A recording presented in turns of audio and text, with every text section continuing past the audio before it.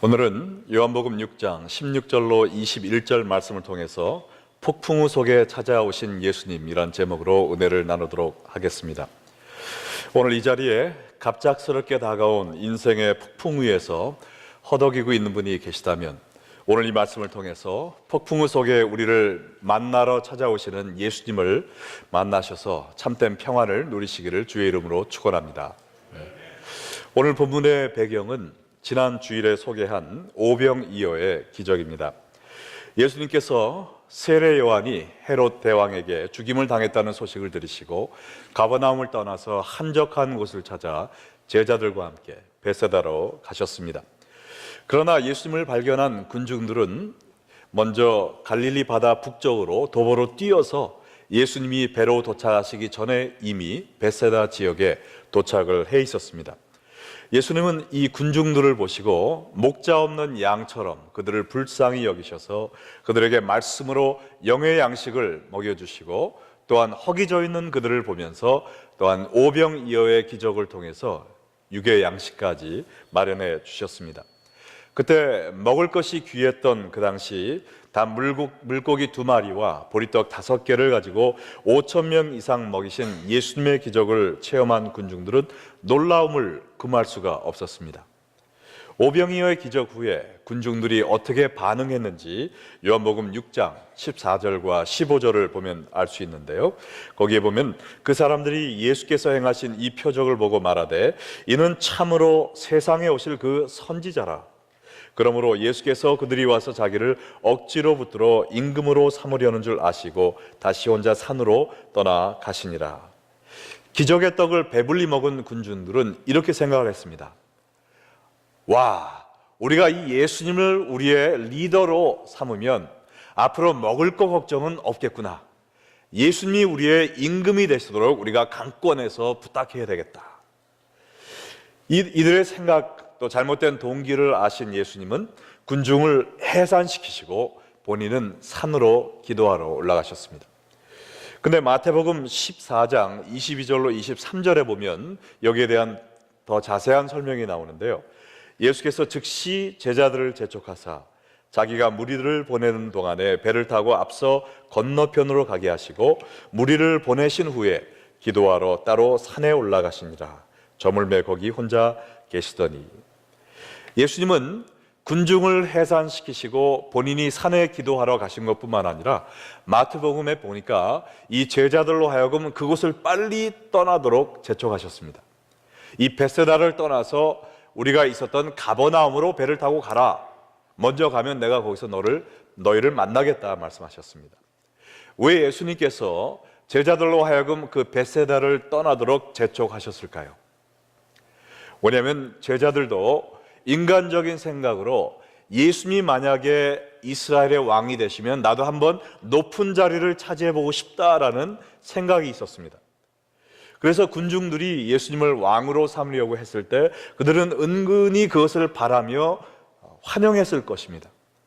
그래서 만약에 그들이 거기에 남아 있었다면 군중들과 동조해서 예수님을 종용해서 예수님, 그 인류 구원 이런 거는 잊어버리시고요, 영적인 구원 잊어버리시고요, 이스라엘 사람들이 필요한 배고픔을 해결해 주십시오.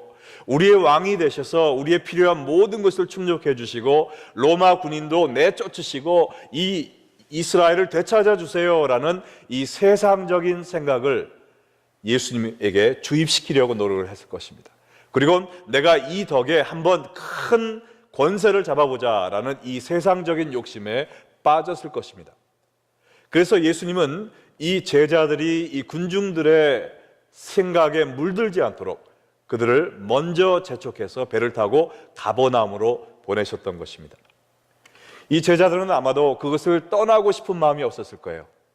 내가 평생 사람들한테 이렇게 존경을 받아본 적이 없는데 오늘 내가 예수님을 따라가면서 이 내 손에서 떡이 막 멀티플라이 되고 물고기도 멀티플라이 되는 걸 보고 사람들이 와 하고 나를 놀라고 선망의 눈초리로 좀 쳐다보고 있는데 내가 여기서 어쩌면은 좀 출세할 수 있겠다라는 세상적인 욕심이 있었을 것입니다. 그러나 그때 예수님께서 너희는 배를 타고 가버나움으로 돌아가라 말씀하셨을 때 그의 권세에 주눅이 들어서 그 예수님 말씀을 순종하고 배를 타고 가버나움으로 가기 시작했습니다. 근데 가버나움으로 가는 그 바다 항해 도중에 풍랑을 만나게 된 것이죠. 오늘 본문을 통해서 우리 인생에 원치 않는 또 예상치 못했던 풍랑을 만날 때 우리가 꼭 기억해야 될 세 가지 진리를 배우기 원합니다. 첫 번째 진리는 무엇이냐면 인생의 풍랑은 모든 사람에게 찾아온다는 것입니다. 인생의 풍랑은 모든 사람에게 찾아온다. 요한복음 6장 16절로 18절에 보면 저물매의 제자들이 바다에 내려가서 배를 타고 바다를 건너 가버나움으로 가는데 이미 어두웠고 예수는 아직 그들에게 오시지 아니하였더니 큰 바람이 불어 파도가 일어나더라. 여기에 보면 제자들의 상황을 세 가지로 설명하고 있습니다.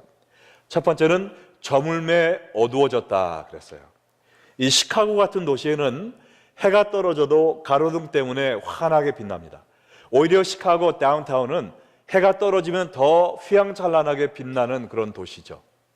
그러나 시골에서, 그것도 바다 한가운데서 저녁이 임할 때 얼마나 깜깜했겠습니까?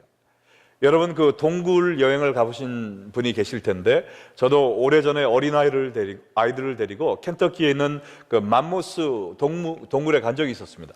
근데 거기서 안내하는 사람이 여기가 얼마나 깜깜한지 한번 불을 꺼 볼 테니까 움직이지 말고 그 암흑을 한번 경험해 보세요 그러더라고요. 그래서 불 꺼봤자 얼마나 어둡겠나 했는데 불을 탁 끄니까요 정말 아무것도 안 보여요. 제가 손으로 제 눈앞에 이렇게 했는데 제가 제 손도 전혀 느낄 수가 없었습니다. 그 당시에 가로등도 없는 그 시골에, 그것도 바다 위에서 모든 불이 사라지고 이제는 암흑밖에 남지 않았습니다. 칠흑까지 같이 어두운 밤이었습니다. 두 번째 상황은 뭐냐? 예수는 아직 그들에게 오시지 아니하였다니 그랬습니다. 예수님이 너희가 먼저 가면 내가 뒤따라 가겠다, 바다에서 아마 다른 배를 타고 예수님이 오실 걸로 생각을 했었겠죠. 근데 아무리 기다려도 예수님은 오지 않습니다. 망망대해에서 암흑 같은, 칠흑 같은 그 어둠 속에서 예수님을 기다렸는데 예수님은 오지 않으십니다. 과거에도 풍랑을 만난 적이 한 번 있었으나 그때는 예수님이 배 안에서 주무시고 계셨습니다. 물론 자기네들이 할 걸 다 한 후에 방법이 없을 때 예수님을 깨웠죠. 그때 예수님이 일어나셔서 풍랑을 잠재우셨습니다. 그러나 이번에는 예수님도 안 계십니다. 아무리 둘러봐도 어느 쪽으로 가야 될지, 또한 구원의 손길이 보이지 않습니다. 그런데 그때 세 번째 상황이 닥치는데 큰 바람이 불어 파도가 일어났다 그랬습니다. 한 치 앞도 보이지 않는 어둠 속에서 예수님도 안 계셔서 불안한데 설상가상으로 거기에 폭풍우까지 불기 시작한 것이었습니다. 높은 파도가 휘몰아쳐서 바다에, 그 배에 바닷물이 들어오기 시작했습니다. 또한 거센 바람에 배는 뒤집힐 것 같이 흔들리기 시작했습니다. 마가복음 6장 48절에 보면은 바람이 거스름으로 제자들이 힘겹게 노젓는 것을 보시고 했는데 이것은 맞바람이 불었다는 것이죠. 동쪽에 있는 벳세다에서 서쪽에 있는 가버나움으로 가는데 서쪽에서 동풍이 불어온 것입니다. 그래서 아무리 열심히 노를 저어도 배는 움직일 생각을 안 하고 오히려 벳세다 쪽으로 자꾸자꾸 가고 있었습니다.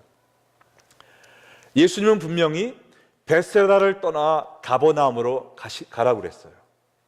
벳세다는 내가 머물러서는 안 되는 곳입니다. 나는 가버나움을 향해 가야 되는데 이 세상의 풍랑이 나를 잡고 벳세다로 밀어버리고 있습니다. 근데 한 가지 중요한 것은요, 이 제자들이 예수님의 말씀을 불순종했기 때문에 광풍을 만난 것이 아니라는 것입니다. 우리는 흔히 우리 주위에 어려운 일을 당한 사람을 보면서 무슨 죄를 지었길래 저런 천벌을 받았어? 라고 생각을 우리가 유교적인 사상으로 하지만 여기에 보면 예수님의 제자들은 예수님의 말씀에 의지하여 가버나움으로 가고 있었습니다. 예수님의 말씀을 순종하고 있었음에도 불구하고 이 세상의 광풍은 그들에게 찾아왔다는 것이죠. 만약 오늘 이 자리에 뜻하지 않은, 또 원치 않는 이 세상의 광풍 속에 헤매고 있는 분이 있다면, 하나님 왜 저에게 이런 시련을 주셨습니까? 제가 무슨 잘못을 했다고 저한테 이러십니까? 하나님 저를 버리셨습니까? 하나님 혹시 안 계시는 거 아니에요? 이러한 의심이나 절망이나 낙심을 하지 말라는 이야기입니다. 우리가 깨달아야 될 진리는 인생의 풍랑은 어느 누구에게도 다 찾아오는 불청객이라는 것이죠.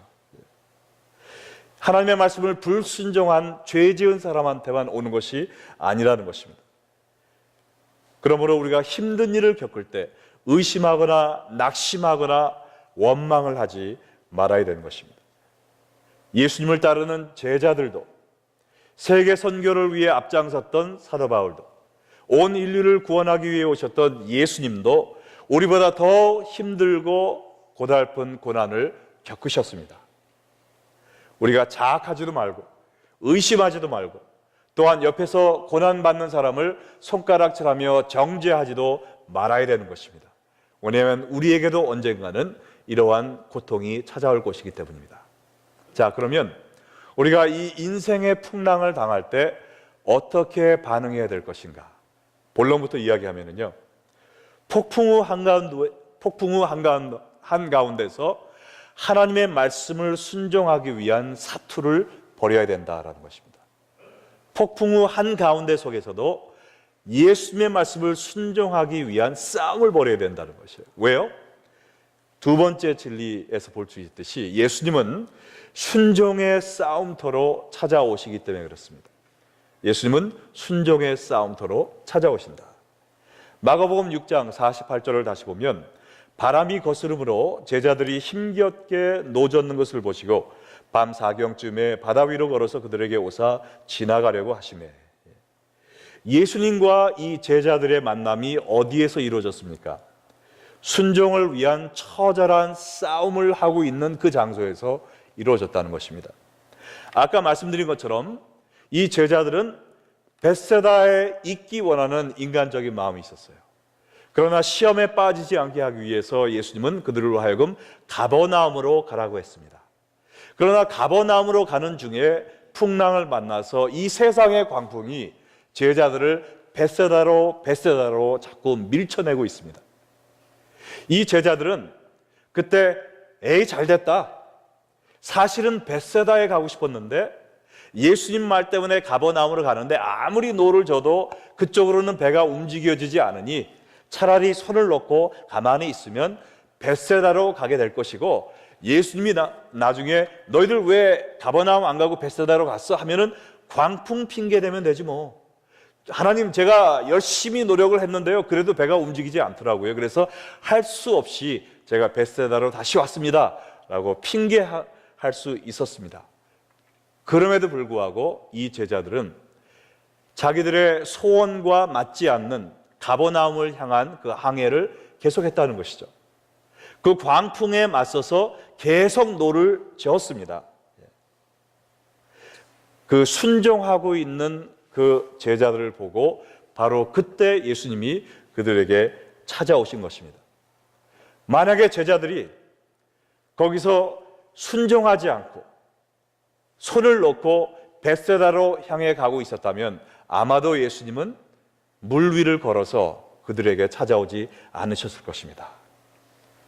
만약 여러분이 인생의 풍랑 한가운데 계시다면 그 자리에서 포기하지 말고 순종의 노를 계속 저으시기 바랍니다. 인생의 풍랑은 우리가 있어서는 안 될 곳으로 우리를 자꾸 밀어버립니다. 원망하는 곳으로, 저주하는 곳으로, 불평하고 나태한 곳으로, 또한 이 세상의 쾌락과 방종하는 곳으로 이 세상의 풍랑은 우리를 밀어버리기 원하지만, 그러나 우리가 그 풍랑에 떠내려가는 삶을 산다면 예수님을 만날 수가 없습니다. 예수님은 여러 가지 세상의 풍파 가운데서도 하나님의 말씀을 향해 계속 노를 저어가는 순종의 삶을 사는 사람들에게 만나 주신다는 것을 믿으시기 바랍니다. 여러분 가운데 내가 아무리 힘들게 노를 저어도 뒤로 밀려나갈 것이 뻔한데 왜 헛수고를 해야 되나라고 물어보는 분이 있을 수 있습니다. 여러분의 말씀이 맞습니다. 이 세상의 광풍은 너무나도 거대해서 우리 인간의 나약한 힘으로 아무리 노를 저어도 우리가 헤쳐나가지 못할 때가 있습니다. 넘어질 때가 있습니다. 뒤로 밀려날 때가 있습니다. 그러나 우리가 순종의 노를 짓는 것은요, 꼭 이 세상의 풍파를 이겨내기 위한, 나의 힘으로 이 세상을 이겨내기 위한 노력이 아니라 나를 찾아주시는 예수님을 만나기 위한 노력입니다. 예수님에 대해 믿음의 손을 놓지 않고 순종의 노력을 놓지 않고, 주여 제가 너무나 힘들지만 이 가운데서도 주님이 원하시는 그 방향을 향하여 나아가겠습니다 라고 피 흘리는 싸움을 할 때 하나님은 여러분을 외면하지 않으신다는 것입니다. 여러분에게 찾아오시는 걸 믿으시기 바랍니다. 여기 보면 예수님께서 노를 젓고 있는 제자들을 보고 계셨다 그랬어요. 예수님이 높은 산에 기도하러 가셨습니다. 기도하시면서 제자들이 배를 타고 가는 것을 보셨을 거예요. 풍랑이 일고 있는 것도 보셨습니다. 거기에 맞부딪혀서 예수님이 원하시는 방향으로 온 젖먹던 힘까지 다해서 순종하려고 노력하는 그 제자들의 수고를 보셨답니다. 그의 땀을 보셨고 그들의 눈물을 보시고, 그리고 예수님은 그들에게 찾아와 주셨습니다. 우리가 흔히 어려움을 당하면 나 혼자만 세상에 동떨어져 있는 것 같이 느낄 수 있습니다. 왜 나한테만 이런 일이 일어난 것인가? 하나님이 나를 버린 것이 아닌가? 그러나 우리가 분명히 기억해야 될 것은, 우리가 풍랑 속에 순종의 노를 지을 때 예수님은 여러분을 바라보고 계시다는 것입니다. 눈을 떼지 않으십니다. 여러분이 순종의 삶을 계속 살 때 예수님은 찾아와 주심을 믿으시기 바랍니다. 오셔서 무슨 말씀을 해주셨습니까? 요한복음 6장 19절과 20절에 보니까 제자들이 노를 저어 10여리쯤 가다가 예수께서 바다 위로 걸어 배에 가까이 오심을 보고 두려워하거늘 이르시되 내니 두려워하지 말라 하신대. 내니 두려워하지 말라. 죽음의 공포에 떨고 있는 제자들에게 예수님이 하신 말씀은 지극히 간단한 말씀이었어요. 딱 두 마디. 나니 두려워하지 말라. 너무나 간단한 이야기였지만 이보다 더 큰 격려와 위안의 말이 어디 있습니까? 하늘을 주관하고 땅을 주관하고 바다를 주관하고 이 세상의 역사를 주관하며 모든 사람의 생사화복을 주관하는 나니 내가 너와 함께 있으니 두려워하지 말라. 할렐루야. 예수님은 오늘 여러분에게도 동일한 말씀을 해주고 계십니다. 여러분의 삶 속에 경제적인 문제가 있습니까? 자녀의 문제가 있습니까?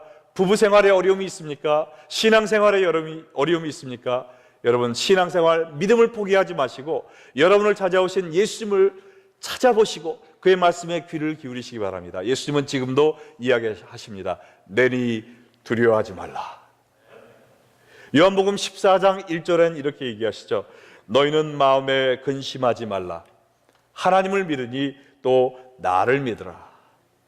마태복음 11장 28절에는 이렇게 말씀하십니다. 수고하고 무거운 짐진 자들아 다 내게로 오라. 내가 너희를 쉬게 하리라.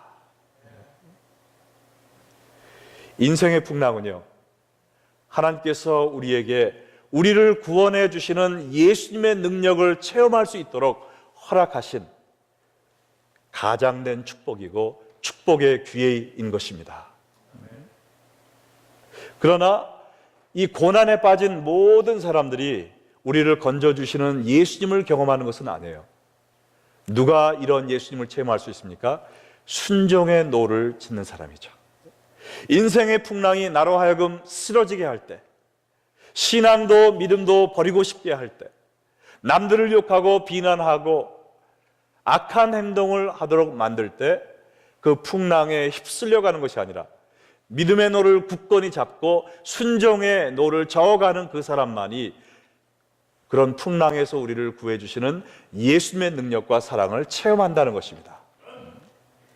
여러분이 어떠한 어려움을 겪고 계시든지 여러분 옆에 와 서 계신 내니 두려워하지 말라라고 말씀하시는 예수님의 음성을 들으시기 바랍니다. 예수님이 함께 하실 때 어떠한 일이 일어납니까? 세 번째, 마지막 우리가 배우는 진리는 뭐냐면 예수님과 함께라면 어떤 역경도 이길 수 있다. 할렐루야. 우리 다 같이 한번 읽겠습니다. 예수님과 함께라면 어떤 역경도 이길 수 있다. 예수님을 만난 제자들의 반응이 어땠습니까? 21절에 보니까 이에 기뻐서 배로 영접하니 배는 곧 그들이 가려던 땅에 이르렀더라. 기뻐하면서 예수님을 배로 영접했다고 그랬는데 뭐가 그렇게 기뻤을까요? 예수님이 나타나시자마자 폭풍우가 멎었습니까? 여기에 폭풍우가 멎었다는 말이 있습니까? 없잖아요. 상황은 변한 게 없었습니다. 그들의 생명을 위협하던 풍랑은 멈추지 않았습니다. 그러나 상황이 바뀐 것을 가지고 기뻐한 것이 아니라 어려운 상황이었지만 그 와중에 이제는 예수님이 나를 찾아오셨다, 예수님이 나와 함께 계시다라는 그 사실 하나로 기뻐한 것입니다. 할렐루야. 왜요? 예수님은 성난 바다도 잠재우는 분임을 믿었기 때문에 그렇습니다. 내가 바닷가에서 눈물 흘리며 부르짖었을 때 예수님은 나를 외면하지 않으시고 나를 찾아오셨구나. 밤 4시경이라고 그랬는데 이거는 새벽 3시를 의미합니다. 새벽 3시에 모든 사람이 잠에 빠지고 어느 누구도 나를 구하러 올 수 없을 것이라고 생각했지만 그 시간에도 예수님은 나의 신음소리를 들으셨구나, 나를 찾으러 오셨구나, 그 예수님을 보고 기쁨의 눈물을 흘렸던 것입니다. 이 제자들은 예수님만 나와 함께 하신다면 내가 어떠한 고통도 이겨낼 수 있다는 것을 믿었기 때문에 어려움 가운데서도 기뻐할 수 있었던 것입니다. 21절에 보면은요, 풍랑이 잠잠했다는 구절은 없습니다. 우리가 다른 공간 복음에 보면 풍랑이 잠잠해진 사실을 볼 수 있는데 이 요한복음에는 그것을 기록하지 않았어요. 그러나 무엇을 기록했느냐? 그들이 가려던 땅에 곧 이르렀다 그랬습니다. 풍랑에 대한 것은 언급이 없어요. 풍랑이 멈췄는지 안 멈췄는지 이야기도 하지 않고 있습니다. 왜 그렇습니까? 우리 삶 속에 중요한 것은 풍랑이 있느냐 없느냐가 중요한 것이 아니죠. 왜요? 모든 사람의 삶에는 풍랑이 있기 마련이니까요. 그럼 무엇이 중요하냐? 예수님이 나와 함께 하시냐 안 하시느냐, 그것이 중요한 것입니다. 왜냐하면 아무리 거센 풍랑이 나를 가로막는다 하더라도 예수님이 나와 함께 하시면 내가 도착해야 될 그 목적지에 곧 갈 수 있기 때문입니다. 믿으십니까? 예수님이 함께 하시면 어떤 고난도 극복할 수 있습니다. 이 믿음을 갖고 사시기 바랍니다. 여러분 앞에 오셔서 내니 걱정하지 말라, 두려워하지 말라 라는 이 음성을 들으세요. 예수님이 처음에 오셨을 때 그 풍랑의 두려움에 휩싸여서 모든 믿음을 아마 잃어버렸던 그 제자들은 예수님을 보고도 예수님인지 몰랐어요. 유령인지 알고 오히려 더 무서워했다 그랬습니다. 그러나 믿음의 눈으로 보니까 예수님이셨습니다. 여러분의 삶 속에도 우리가 두려움의 눈으로 볼 때는 모든 것이 우리를 구해주기 위해 오신 하나님조차도 두려움의 존재로 보입니다. 그러나 우리가 믿음의 눈을 들어볼 때 풍랑 가운데 함께 서 계신 예수님을 볼 수가 있습니다. 예수님의 음성을 들을 수가 있습니다. 믿음의 눈으로 예수님만 보면 우리가 그 모든 역경을 이겨내고 주님이 원하시는 그 축복의 땅으로 우리가 들어갈 수 있게 될 것입니다. 요한복음 14장 27절에 예수님이 뭐라고 말씀하셨나요? 평안을 너희에게 끼치노니 곧 나의 평안을 너희에게 주노라. 내가 너희에게 주는 것은 세상이 주는 것과 같지 아니하니라. 너희는 마음에 근심하지도 말고 두려워하지 말라. 여러분, fear not, 두려워하지 말라 라는 이 구절이 성경에 몇 번 나와 있는 줄 아세요? 365번입니다. 1년에 며칠이 있죠? 365일이 있죠. 근데 성경에 두려워하지 말라라는 말씀이 365번이 나와 있어요. 하루에 한 번씩은 우리가 이 말씀을 들어야 됩니다. 우리가 너무나도 나약하고 또 보잘것없는 존재이기 때문에 작은 어려움 또 큰 어려움을 당할 때 우리가 두려워하는 마음이 있습니다. 그래서 하나님께서 하루에 한 번씩은 이 말씀을 들으라고 두려워 말라, 두려워 말라, 두려워 말라 365번을 말씀하신 것입니다. 여러분의 삶 속에 두려움을 주는 것이 있습니까? 두려워하지 말라, 내가 너에게 평안을 주러 왔다, 세상이 주지 못하는 하늘의 평안을 주러 왔다라고 말씀하시는 하나님의 음성을 듣고 믿으시기 바랍니다. 아멘. 만약 여러분이 하나님을 믿고 있음에도, 하나님의 인도하신 대로 살아가려고 발버둥 치고 있음에도 불구하고 내 인생에 지고 있는 이 무거운 짐은 왜 가벼워지지 않습니까? 이러한 질문을 하나님께 던지기 원하시는 분이 계십니까? 왜 나의 삶 속에 이러한 풍랑을 주십니까? 내가 이 풍랑 속에 어떻게 살아남으라고요? 절규하는 분이 계십니까? 주여, 저는 아무리 돌아봐도 저를 도와줄 사람이 없습니다. 새벽 3시 같이 깜깜한 밤입니다. 그러한 외로움과 고통을 호소하는 분이 계십니까? 이제는 풍랑을 보지 마시고 풍랑 속에 여러분을 돕기 위해 서 계신 예수님을 보시고 믿음의 눈으로 하나님을 바라보시며 순종의 노를 저어 가시기 바랍니다.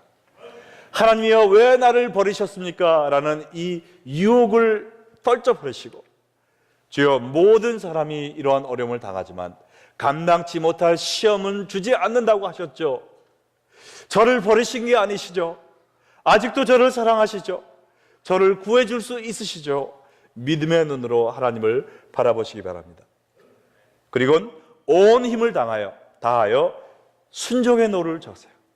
하나님이 원하시는 방향이 무엇인가, 사탄 마귀가 원하는 방향은 무엇인가 결정하시고 그쪽으로 흘러 떠내려가지 않도록 조심하시고 하나님이 원하시는 방향으로 계속 배가 움직이지 않는다 할지라도, 내 노력에도 불구하고 나는 점점 뒷걸음치고 있는 것 같다 할지라도 순종의 노를 저으시면 내가 할 수 없는 일을 감당해 주시기 위해 예수님이 여러분을 찾아오십니다.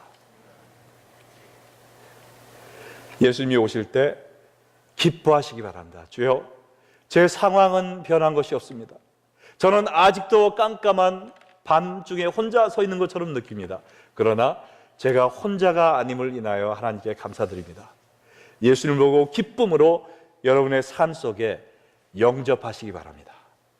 예수님이 여러분의 폭풍우 속에 들어오실 때 폭풍우가 있던 없던 상관없이 여러분은 하나님이 예비하신 그 축복의 땅에 곧바로 도착하시게 될 것입니다. 제가 지난 금요일에도 이야기를 했지만 이번에 LA에 가서 제가 말씀을 전하면서 또 많은 이야기를 듣고 은혜를 받았는데, 그 중에 그 LA에서 사역하시는 어느 목사님에 대해서 이야기를 듣게 되었습니다. 그래서 제가 돌아와서 또 어제 이렇게 인터넷도 보면서 더 정보를 많이 얻었는데, LA의 그 지미 리라고 하는 한국 목사님인데 아주 작은 한 20명밖에 안 되는 그러한 교회 목회를 하시는 분이에요.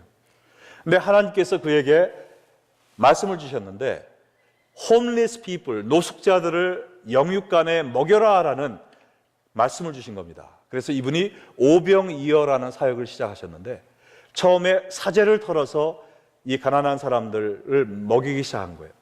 그래서 2,000불을 꺼내가지고 수백 명에게 식사를 대접했습니다. 그래서 처음에는 그게 끝인 줄 알았어요. 하나님 말씀대로 제가 순종했습니다. 잘했다. 내일 또 해라. 네? 제가 돈이 어디 있다고요? 그래서 또 돈을 다 긁어가지고 이 가난한 사람들을 먹였는데, 하나님, 이 사람들한테 복음도 전하고 또 음식도 먹였습니다. 했더니 잘했다. 내일 또 해라. 그래서 하나님, 이거 제가 어떻게 감당합니까? 집을 팔았습니다. 모든 걸 통틀어서 가난한 사람들을 위해 사역을 하기 시작했는데 풍랑에 부딪힌 거예요. 더 이상 이 사람들을 먹일 리소스가 없습니다. 그래서 어느 날 차를 타고 하나님께, 하나님, 이제는 어떡합니까? 하나님이 이 사람들을 위해서 사역하라고 그래서 제가 있는 거 다 팔아가지고 이제는 저는 잘 장소도 없습니다. 집도 없습니다. 하면서 하나님께 기도하면서 또 한탄하면서 운전을 하다가 멈춘 곳이 어디냐면은 트레이더 조라는 가게 앞에 멈춰 섰대요. 근데 하나님이 말씀 주시기를 이 안에 들어가라. 내가 예비한 오병이어가 이 안에 있다 그러시더래요. 그래서 그 안에 들어가서 무조건 매니저를 만나서 이야기를 했답니다. 내가 노숙자들을 영육간에 먹이는 사역을 하고 있는데 먹일 음식이 없다. 나한테 음식을 달라. 그랬더니 이 사람이 처음에는 눈이 휘둥그레졌고 지금 무슨 얘기하는 거냐고 자세히 이야기를 들은 다음에 이 사람이 무릎을 딱 치면서 하는 말이 사실 우리가 큰 이 스토어이기 때문에 버려야 되는 식품이 굉장히 많다는 겁니다. 이게 그 엑스파이어 날짜가 지나면 다 버려야 되는데 이것을 누구에게 주기 원해서 대상자를 찾자라고 지금 얘기가 끝났는데 마침 당신이 지금 들어왔다는 것이죠. 그래서 우리가 당신에게 모든 음식을 공급하겠습니다. 그리고 그 또 다른 네 트레이더 조에 연락을 해가지고 그 트레이더 조에서 이제는 트럭으로 음식을 갖다 준다는 거예요. 그래서 지금 오늘 찾아보니까 매일 2,000명씩을 식사를 대접을 하고 있습니다. 그래서 오병이어 카페예요. 그 식당 이름이. 어느 누구든지 특별히 노숙자들을 와서 돈 내지 않고 음식을 먹고, 그러나 음식을 받아갈 때 딱 두 마디를 들어야 되는데 Thanks for coming. Meals on Jesus. 오셔서 감사합니다. 이 음식은 예수님이 여러분에게 대접해 주시는 것입니다. 하고선 거기서 또 복음을 전하고, 그러다 그 사역이 커져서 이제는 트럭을 장만해서 가난한 집 동네를 찾아다니면서 빈민촌에게 그 음식을 배달하는 일을 하고 있고요.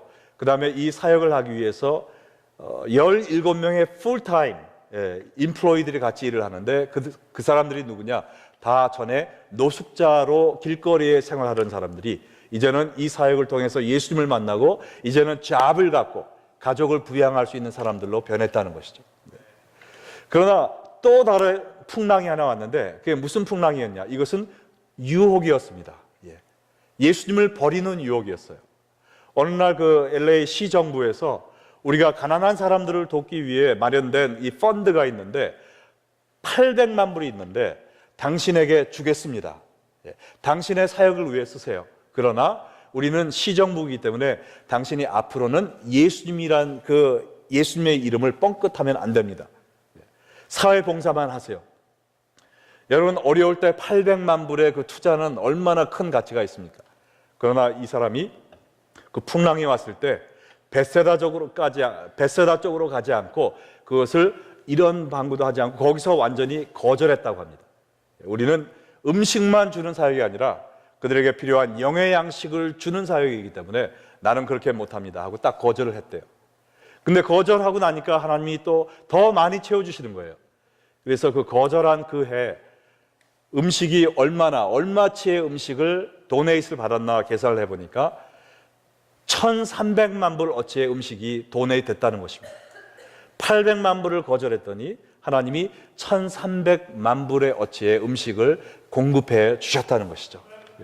그러므로 그 사역을 통해서 정말 여러 가지 풍랑을 겪었지만 순종의 노를 저었더니 이제는 하나님이 가라고 하신 그 가버나움에서 정말 베세다 오병이어는 원래 베세다에 있었는데 영적으로 얘기하니까 그 가버나움에 가서 수많은 매일 2,000명 이상의 노숙자에게 음식을 주면서 복음을 전하는 이런 놀라운 사역을 할 수 있게 되었다는 것입니다.